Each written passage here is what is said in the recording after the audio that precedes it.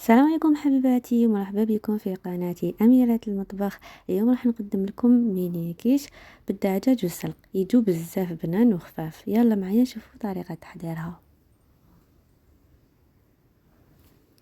عندي هنايا حبة بصل متوسطة كنت قطعتها، 3 سنينات ديال الثوم، وربطة ديال السلق مقطعة، وربع صدر ديال الدجاج مرحي، ولي شامبينيون. بالنسبة للعجينة عندي هنايا نص كاس ديال الحليب، ونص كاس ديال الزبدة تكون دايبة، وملعقة صغيرة خميرة كيميائية والفرينة. في غيسيبيون نحط نص كاس ديال الحليب، وزيت نص الكاس ديال الزبدة، ونخلط بالفوي. نضيف الفرينة تدريجيا،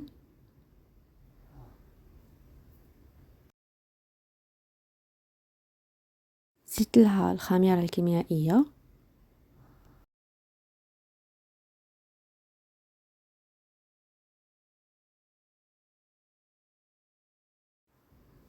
وشوية ديال الملح. نطمها بلا سباتول وما نعجنوهاش.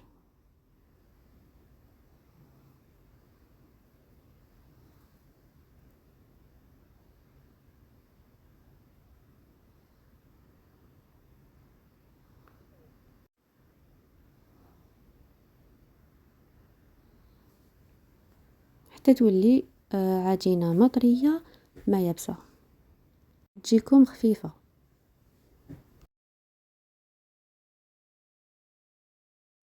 نغطيها ببابي فيلم ونحطها في الثلاجة تريح.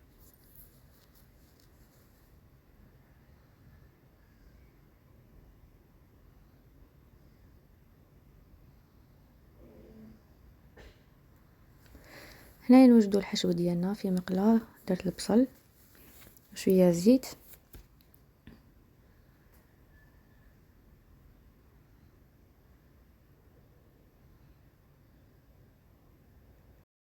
كي يدبل البصل نضيفو البولياشي ديالنا.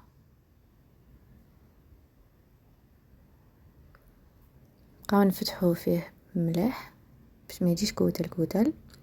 ضفت لها 4 ملعقة صغيرة ديال الموطارد، وشوية ديال الملح، وشوية ديال الفلفل الاسود، وشوية ديال توابل الدجاج. ضفت الكمية ديال لي شامبينيون.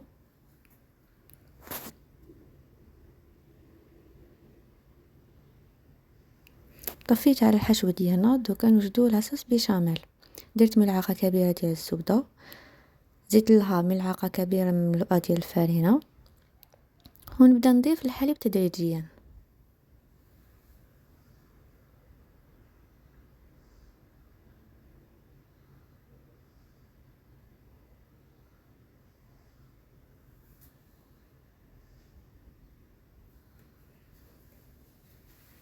في الاخير ضفت لها ملعقة كبيرة ديال الفرomاج،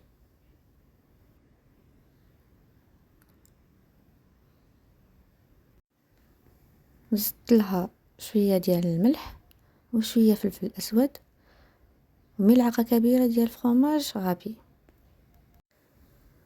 نخلط البيشاميل مع البولي ديالنا، ونروح نوجدو السلق. في مقلاة ضفت ملعقة ديال الزبدة وشوية ديال الزيت،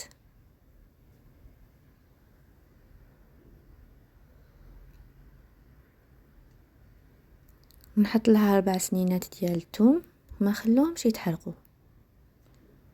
جوست ما يطلقوا البنة ديالهم نحطو السلق ديالنا،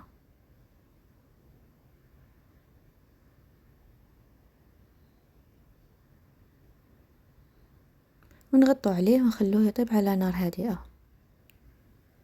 كيما راكم تشوفوا السلق ديالنا طاب. درت له شويه فلفل اسود وشويه ديال الملح، شويه ما تكتروش الملح باسكو هو ديجا مالح. نخلط البولي مع السلق،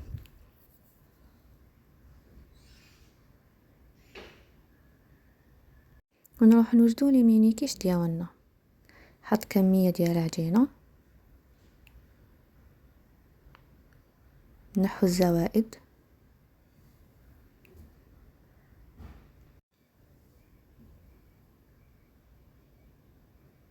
نسقموها مليح في الأطراف ونتقبوها بالفرشيطة.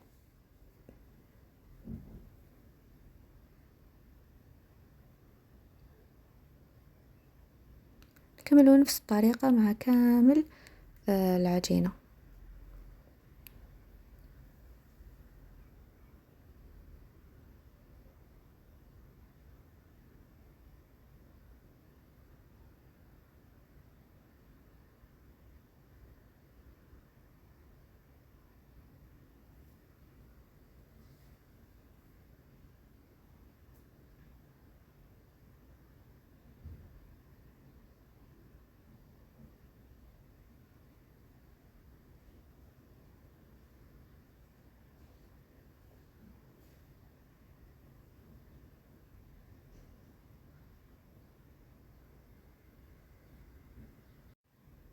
نعمر لي كيش ديالنا بالحشو،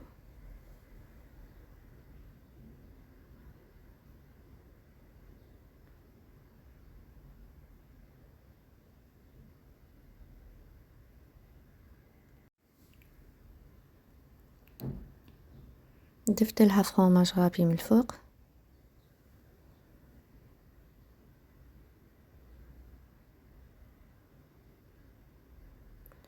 وزينتها بالزيتون الأسود والأخضر. شعل لها الفرن على 180 درجة، نطيبها من التحت وزيد حمرتها من الفوق كيما راكم تشوفوا. نتمنى تجربوها وان شاء الله تكون نالت اعجابكم. ما تنسوش بابوني وجيم للصفحة. الى اللقاء.